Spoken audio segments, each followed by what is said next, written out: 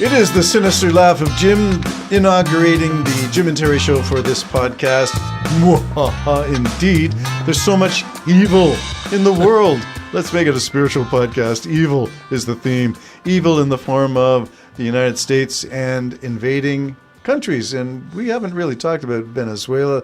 Should we talk about whether, I think I made a podcast where I suggested, is the word capture or kidnap? Well, here's the thing that bothers me the most. That's Maduro we're talking about. Yes, here's the thing that bothers me the most.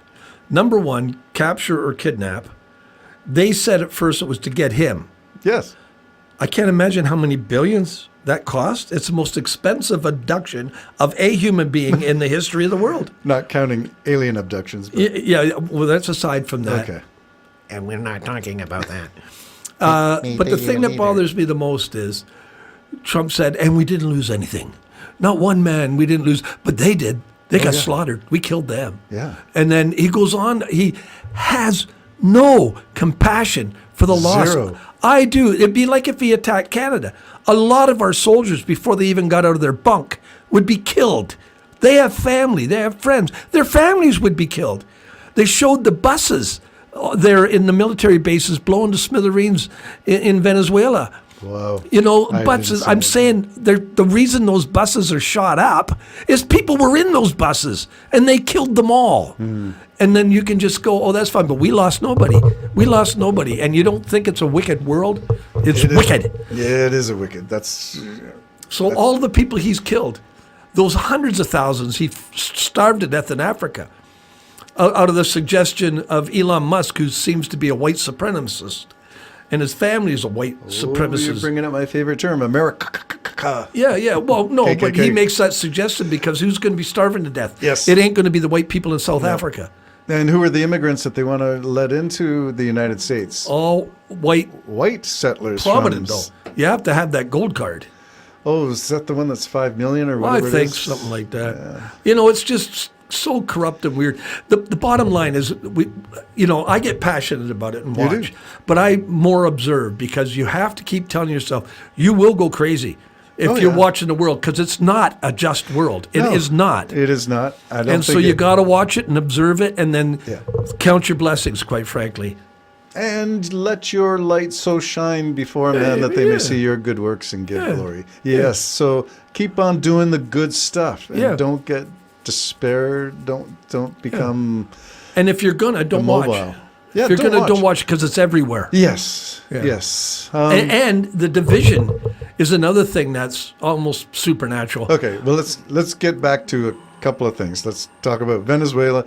It's not about the oil was going to be the theme. So on what basis do we make that claim? It's not about the oil. It was never about drugs and the boats off the shore. Yeah, because it didn't get to the United States. Those drugs were heading for China via many islands.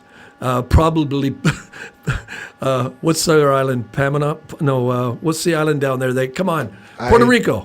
Puerto Rico, probably via Puerto Rico. Oh, it's by. I'm kidding. Yeah, I'm they're kidding. not close to Venezuela, And whatever it is, What do you mean they're not close to Venezuela? They're halfway between the United States and Venezuela. That's a long way. Well, it is a long way, but it's a long way from the borders of by an outboard Florida motor. too. Yeah.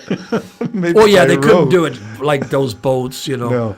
Okay, so if it's not about fentanyl, it's not about drugs going into America, it's about leaders who are corrupt. Is that what the storyline is? We got to take out Maduro because he's corrupt? Well, there's a couple of things. I'm starting to believe it is a Putin-Trump arrangement because they're going into the November elections. So I think this is January.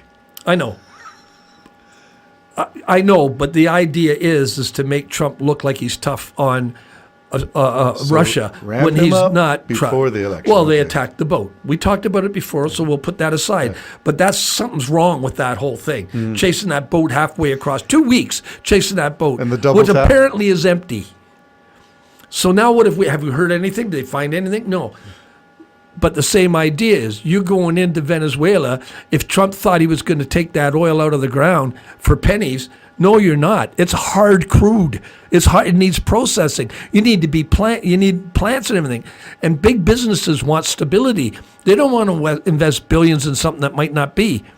So something's wrong here. It's The all a story is power not fitting. play. It's a power play. So they and he's plant- willing to spend lives and money to make himself look good. So they plant the seeds of storylines, the narrative of fentanyl, as Trump did for Canada. And then when Trudeau went down to talk to him, and he became governor of the 51st state, when all that talk was going down, it was that Canada's weak on drugs, Canada's weak on immigration coming through Canada's border. And yet all of those stories have never played out, never borne any evidence for any of that. But we've reinforced our border. We hired more. Well, this is the thing I don't understand. Someone explain it to me. If our border is not secure enough, you think that would cause maybe too many guns coming in. Aha! But that's our responsibility, isn't it? Yeah. To have a better, stronger, secure border, our border. Isn't it their responsibility to secure their border for anything going across that shouldn't be? Why is that our fault? Yeah. I don't understand that. I don't understand that either, but CBP, the Custom Border Patrol, seems to be a big tool in Trump's toolkit of managing the country. He's going to use them as a weapon, just like ICE, just like the National Guard. I think he thrives on it too. I think he loves the idea of people fearing him. I think he just loves it. I think he just loves it. He wants to be feared, he wants to be praised, and he wants to be worshipped. He gets that every day.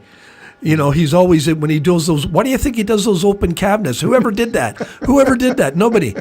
And what do they do? Do you think they sat around and said, "Oh, Mr. Biden, you're just so glorious. Your eyes are beautiful. You know, you got the best eyes." And, you know. I can't imagine Rubio and Nome and all the rest of them saying all those kiss-ass Oh, things. just you're the greatest thing that ever happened. If you talk about and a that cult. corrupt FIFA comes in there and gives him the FIFA Peace Wasn't Prize. that the most Isn't ridiculous thing? It's absolutely a joke. Yeah. But Trump doesn't take it as a joke Well, because they're bowing down to Trump. They're Speaking actually honoring him, Speaking of glorifying peace him. prizes, Yeah. the person who won the election that Maduro said didn't win, she got the peace prize. Yeah. I think Trump doesn't want her. She should be the one in charge of the country. Yeah. She's the opposition leader. He even said it. He even said it. She accepted the peace prize.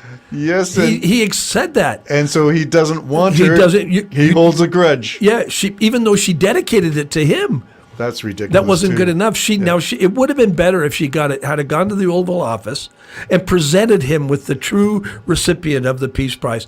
Then he may have put her in power. But now what's he got? He's got a government there that's just going to bow to all his needs. Yeah, so it's a dictatorship. It's the same dictatorship, just minus the dictator at this point. But all the same support cast is there. It's like if you got rid of Trump, the minions are still there. Yeah. It's still corrupt and still evil. Yeah. So there we go. So it's not about the oil. It's not about fentanyl. So what is it all about? Is it just regime change, but Maduro's gone and his whole support cast is still there? I think the main thing is expansionism. That Trump that goes back to our theme of global hegemony. Yeah, well, expanding. Trump announced it at his inauguration. You know, that, or was it coronation? He announced that it's time for America to Rule the world? to expand, and he boldly said it in front of all the other presidents and everything. So he totally plans to take Canada, Venezuela, Colombia, and probably Mexico, which I think would put up a fight. It's going to be all of North, Middle, South America, Central and South America. He wants the whole thing, and Greenland. But you were mentioning when I said that if the Venezuelans, I don't think the oil companies are going to invest. I may be wrong on that. I don't cover it that deep. But I said if I was Venezuela, I'd be blowing up everything they're putting. You said, wouldn't that hurt themselves? They know they're not going to get the money. Yeah. Trump has already said it's mine. Yeah, It's it's mine. mine. Isn't that And Trump will find a way that money won't be America's. Those 50 It's going to go in his million pocket. barrels will go to his pocket, for sure. Interesting. I've heard that some of this is about the American dollar and that they are afraid that BRICS, Brazil, Russia, India, China, and South Africa, are finding a way to run their economies and exchange goods without using American dollar, American greenback. And that is worrying the United States. Well, it should, because that's how they control the world. There you go. The American dollar, is it on the way out? And what is going to replace it? Please don't say it's crypto. Jim and Terry Show signing out. Bye-bye. Yeah. This relationship I have with my moment.